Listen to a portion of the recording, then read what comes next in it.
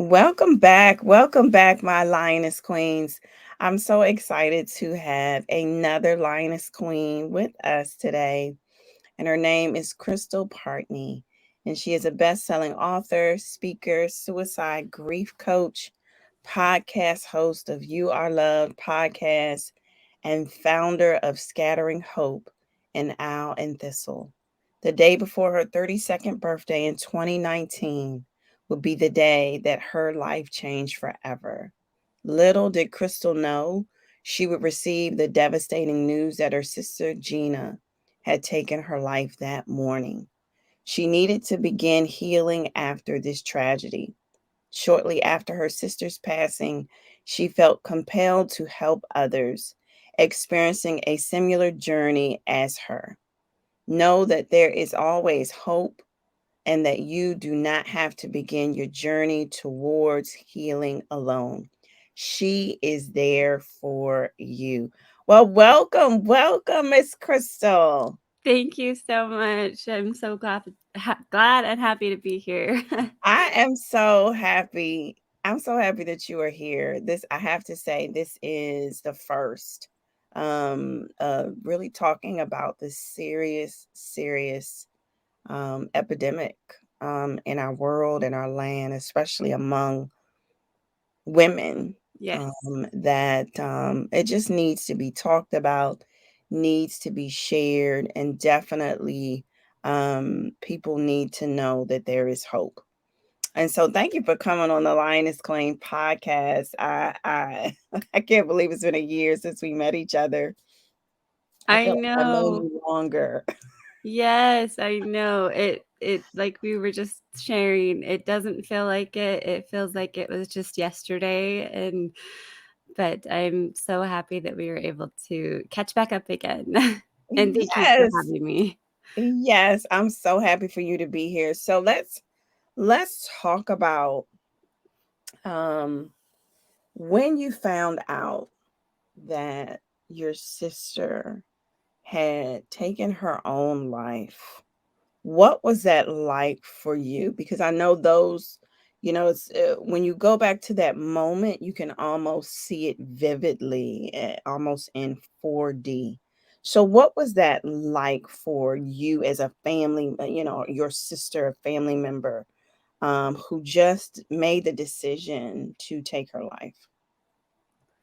Well, as you can imagine, we were completely devastated and heartbroken, and we were shocked because I would say the months and the weeks leading up to her death, we really thought she had turned a corner, and we were talking as a family, and we knew that my sister was struggling and she was having this really difficult time.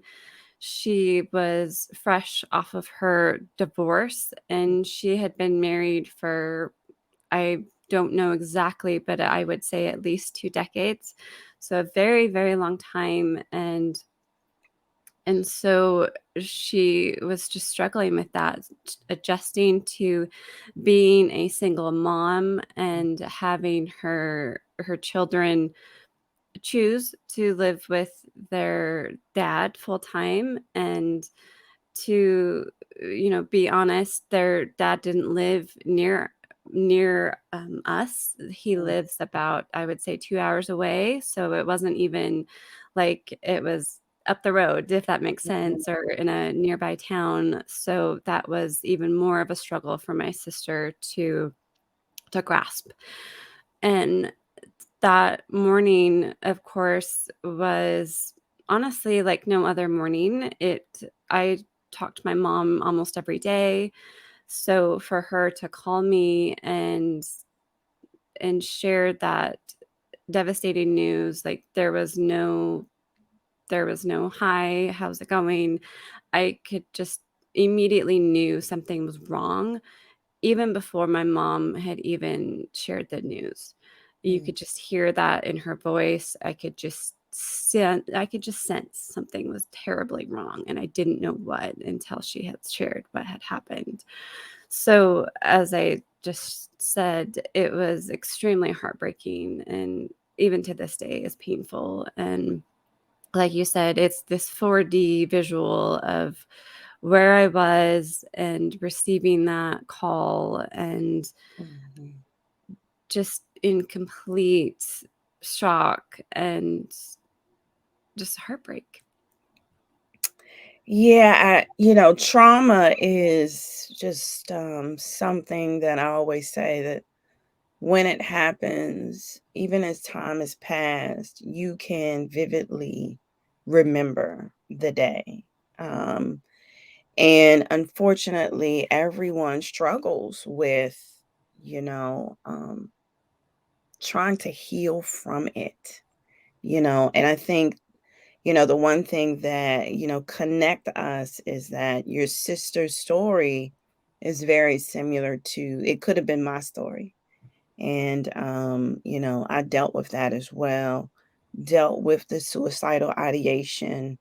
And definitely, I truly believe that people need to realize that there is help and there is hope.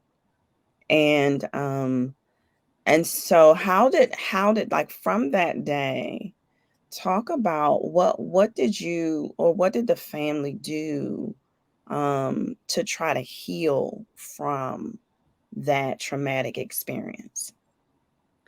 Well, I will say that I feel like all of us as individuals in my family have our own way of coping. And as we say, moving forward, I just really felt that this was sort of like the sign, if you will, from the universe that I was meant to help other families and help other people that were struggling with this. And so that is how I'm continuing the healing process, Mhm, mhm, by doing the work that I'm doing now. mhm, And as far as my siblings and as far as my mom, I think we all, again, we all have our own way of managing and dealing with the pain. So I can't speak for them, but I would say that we've all had to find our own unique path in navigating our grief.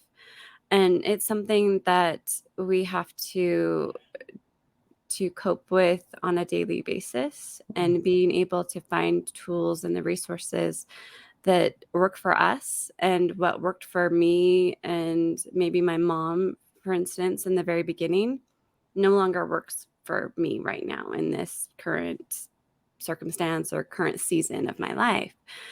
And being okay with that and being able to ebb and flow, because it's not going to be this one and done thing as much as I would hope it would be. And I'm sure many of your listeners would agree that I wish it would be just this one mhm, and done thing. That would be a lot easier. mhm, But unfortunately, we need to be able to continue the healing, because otherwise what's going to happen is, and I can say this from my own personal experience, is that when we are stuffing our emotions, or we just want to move forward as quickly as possible without at least acknowledging that we've been through something traumatic and mhm. that our life will never be the same, just simply acknowledging that is crucial to beginning our healing process. Yeah, and I'm really glad you talked about the variance in healing from the grief, because everybody thinks that it should be one way, right? Or whatever I suggest for you, that's the only way. And it looks different from for so many people. And it's not, like you said, it's not clear cut. It's not a one and done. Mhm. There are layers. What I would say, there are layers to this healing process, especially when you dealt with trauma and you're trying to move forward. And some people struggle with that because they feel like moving forward means I'm forgetting, right? They think that, oh, well, she's moving forward a little quickly. Is she forgetting her sister? Is she forgetting her mom? Is she forgetting her, and that's really not the case, right? And so Talk about that. Have you ever experienced that where people have felt, that you have moved forward and kind of, you know, disregarded really what happened? No, and I would to your question, for me personally, I would say no because of what I'm doing now is very extremely therapeutic for me Mhm, in my healing journey. But in regards to say, like you said, my siblings, even my sister's children, so my nieces, my nephew, I would say that again, to give them grace too, because they're trying to navigate grief. And if you've never had to experience something like this before, this is going to be completely uncharted territory. So being able to say, this is how I'm going to handle today. mhm, For me, being able to really sit and to focus on 30 days at a time mhm, became more manageable for me, because if mhm, I had to sit and go look out like a year's time, that would have been too much. mhm, And even when you're looking back in the very beginning of this tragedy, it was like it became a daily thing where I was desperately saying to myself, okay, Crystal, brush your teeth, get dressed, go give your daughter breakfast because she deserves to eat. And I'm reminded of myself in those moments, looking back at saying, because you can feel like it's being selfish. And I just want to very kindly and lovingly emphasize that you taking care of you is not selfish. It is the most loving thing that you can do for you in that moment, and being able to still remember them. Because if I think of my sister and her beautiful life, I know that my sister would want nothing more but the best for me and my well being, to continue to heal, whatever that looks like for me, and being able to take it day by day is the most loving thing that I can do for the both of us. and I think you said it right. I think there's a monologue when people experience this type of trauma. There's a monologue that you have with yourself, um, you know, in saying that moving forward makes me forget when it doesn't. And unfortunately, we can be our worst critics, you know, um, and and just moving forward is again, it's going to look different for everyone. But the beautiful thing that I love is that you realize there was purpose in your pain, and you realize and created a purpose from this traumatic experience. And so tell me, how did you shift? Like, how did you make that decision where, hey, I think what I want to do is carry on her legacy by starting um, the summit. Like, how did you make that shift to do that?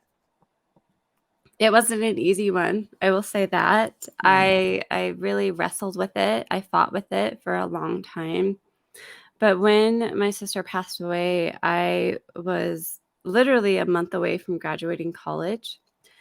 And so it became very evident that first and foremost, I needed to graduate. I needed to honor myself and honor her, and just simply graduating, because that was a very bold and brave decision that I made in that moment mm, to graduate, because I had worked so hard to get to that moment. mm, And then after graduation, I told myself, okay, you are very blessed. You don't have to, rush out and find another job in the field that you just graduated in. You can really take this time. And I told myself, give yourself a year, Crystal, and truly begin the healing process, whatever that looks like. And throughout that year, I would say I just kept getting this download and this prompting on my heart that said, Crystal, I want you to help other families.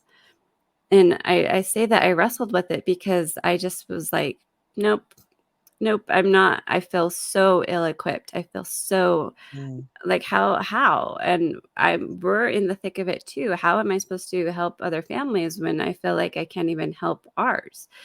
And mhm, again, I was just gently and lovingly reminded that I don't have to be perfect, Crystal. You just have to start.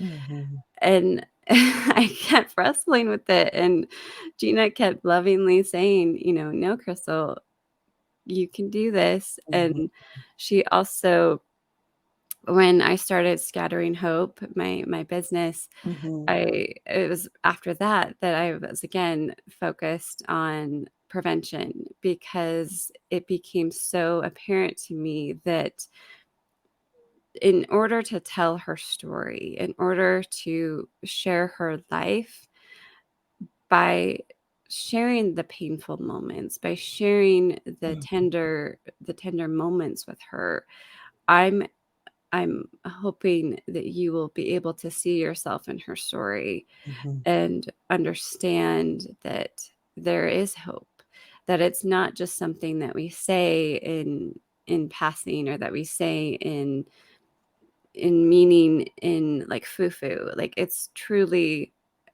something that's worth grasping on and holding Yeah, on to. yeah, it's interesting. I currently at my school have a student who she's bipolar and she thinks about it daily. Like it is a struggle for her daily, but she's really experienced a lot of trauma in her life. And unfortunately, um, her mom has bipolar too. And her mom is just doesn't care. And it's just a really sad case where, you live in an environment where your mother really doesn't care.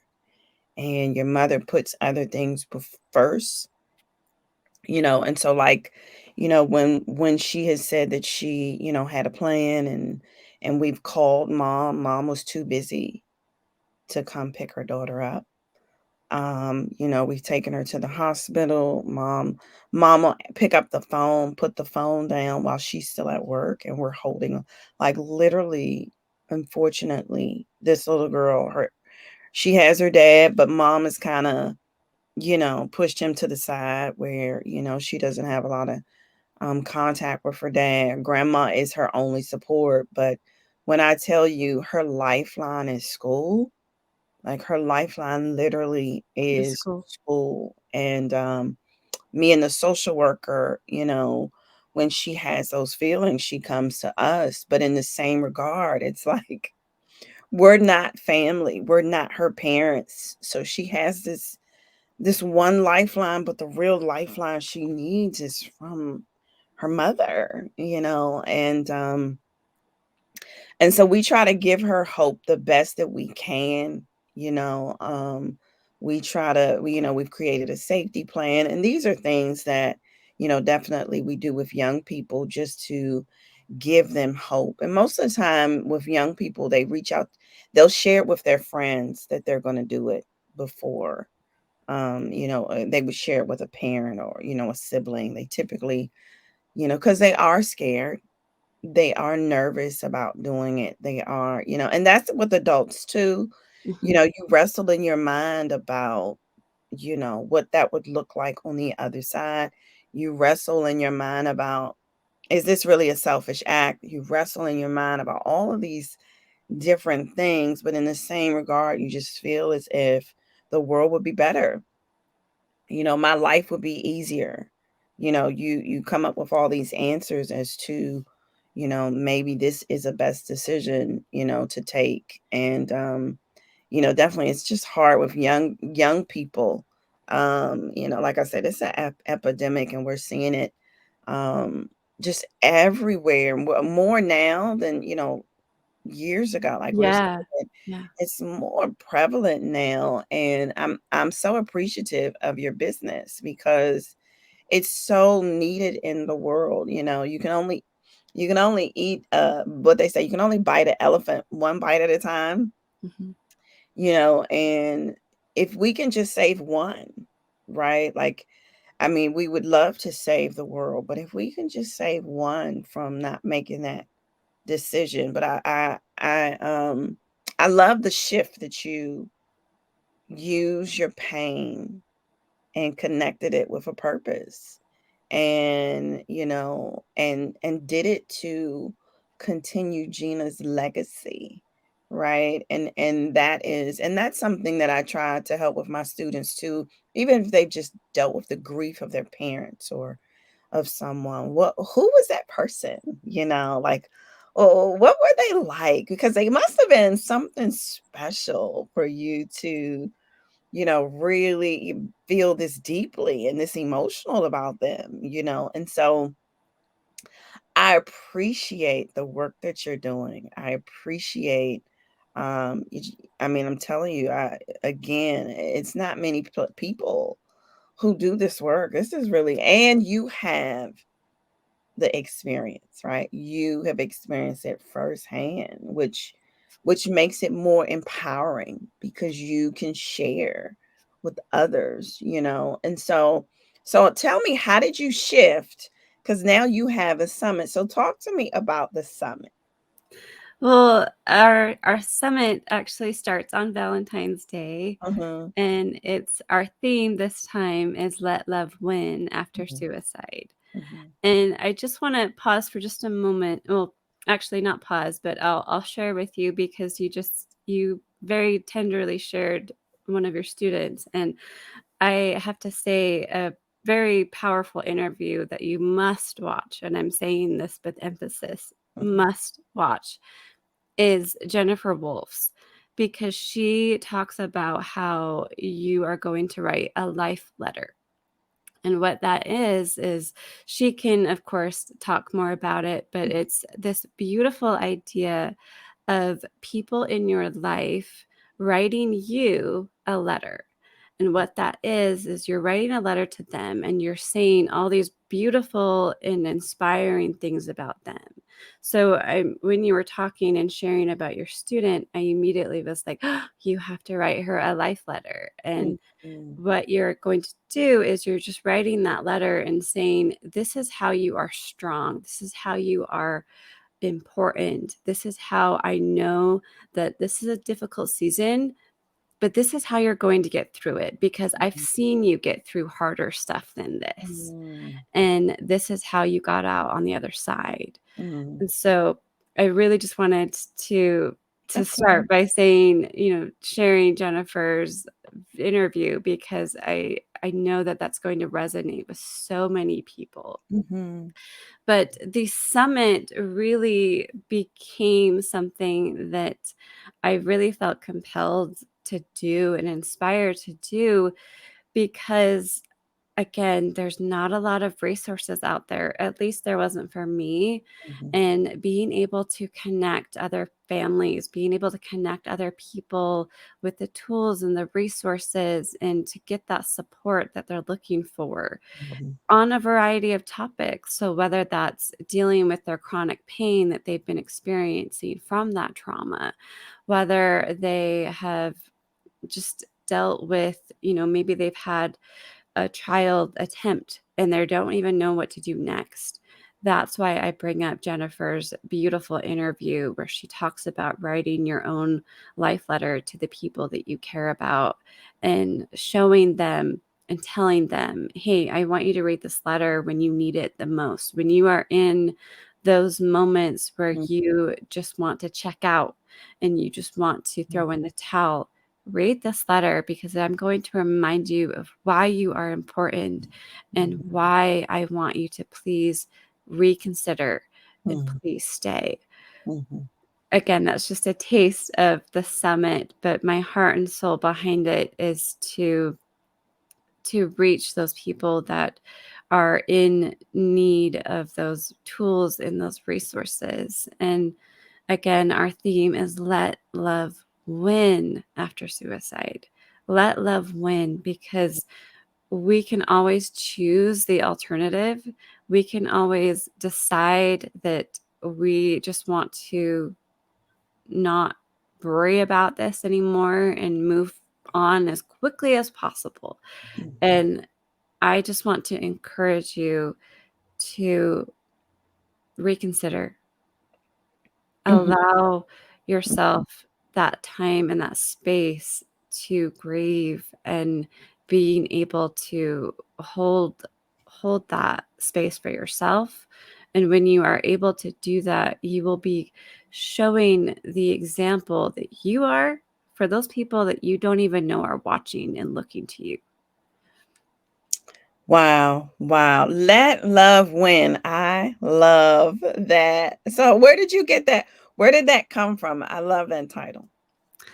Well, I have to be honest, that was my sister. And I was like, okay, this let love win after suicide. As Mhm, we are approaching the 4-year mark mhm, of her passing, mhm. and wanting to, create another summit, do another summit, host it, I was again just reminded to let love win after suicide. And I thought, okay, what better day to start it than on Yeah, Valentine's? Valentine. And it's 2 days, so it's Valentine's and then the 15th. Mhm. And I would love for you guys to register and tune in and watch the interviews. And I just want to say thank you again for coming on the last summit. I really enjoyed our conversation. Yeah. I was, and still am to this day, constantly asking myself, how much have you been watered, Crystal? How much have who in the people in your life are watering you? Are you being watered enough? That's the question that I ask myself daily. So thank you. You're welcome. Cause that's love, right? That is, and actually I had told my little student that the other day that, she has to be her biggest cheerleader and she has to learn how to water herself because she's about to be an adult. She's about to be 18. And I think that's just something that we don't do. When we don't do, as women, we don't learn how to water ourselves. We know how to water others, Yes. right? We know how to put everybody else first, but when it comes to us, we tend to feel like, "Oh, that's selfish," or, "Oh, I can't do that." And that's the most, again, that's the most loving thing that you can do for yourself, is being able to honestly say, "No, I need this break. No, I need this pause. No, Mhm, I need to not say yes to mhm, one more thing. mhm, I need to be able to stand firm and say, no, mhm. no, I'm not doing that right now in this season. I'm not doing that. But Yeah, thank you for offering." yeah.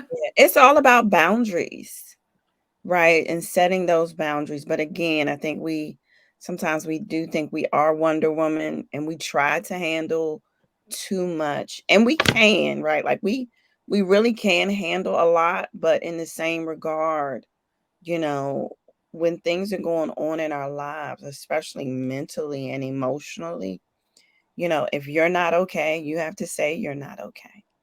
And that is okay to say, I'm not okay, and being vulnerable in that. I think that's a piece too, is we want to always look like we have it together, and being vulnerable is an awkward place to be. But in the same regard, we're not perfect. We're not created to be perfect. And it's okay when you are not okay. And again, I'm appreciative of all of the work that you do, Crystal. And so my question is, can you, before we end, can you just give, I always like to, what I call, whoa, my listeners, and that's words of encouragement. So can you provide some words of encouragement for someone who may have experienced this type of trauma of losing a loved one to suicide, or someone who may be right now in the moment of having those thoughts? Yes. Well, first off, I would say to anyone that's listening that is finds themselves in that dark place, I just want to encourage you to give it another go, to give it another day, and to be able to, find the meaning and the, you know, what's next. And if you decide to check out, you won't know. You won't know what's next. You won't know what the day could bring and what the day could hold. And when you're in that thick of it, you sometimes feel like, oh, Crystal, you don't know what it's like. It just feels like it's never going to end. Mhm. And I hear you and I see you, and I'm just asking you to give it another day. Just please give it another day. If you can just find something that is brings you a little bit of joy, brings you a little bit of hope, hold on to that, because that's all you need. And if you're grieving, know that there's hope too, that you your struggle is real, that your pain is valid, and know that again, there's always hope, that you will look back in 10 years, even a year, even the next day, and say, hey, I brushed my teeth today. Hey, I got dressed. Hey, I was having a crappy day today. But tomorrow, who knows? It may be crappy too, but Mhm. I'm going to find out. Let's find out. Let's continue forward in showing up and being my own best friend, being the best person that I can be. And oh my goodness, will I be able to look up and see that, hey, I truly am this lioness queen that is something and someone that deserves to be not only cherished, but honored. Awesome. Awesome. I absolutely love it. It's one thing you said earlier. I had to do 30 days at a time. And I love that because, I think when we're setting goals, even like New Year's resolutions, oh, it's for the year. No, break it down, compartmentalize it, and I think that's what you kind of did. You kind of compartmentalize, okay, today I took a shower. Today I made myself breakfast. It is those little things that you can praise yourself for, right? It doesn't, it's the baby steps Hmm. Yeah. that matter. It is the baby steps. It is, as you said, holding on to hope. And that's really all we have really in life. I have to say, because life can throw you some things, but hope is the answer. Taking that next step, turning the page. You can only read a book one page at a time.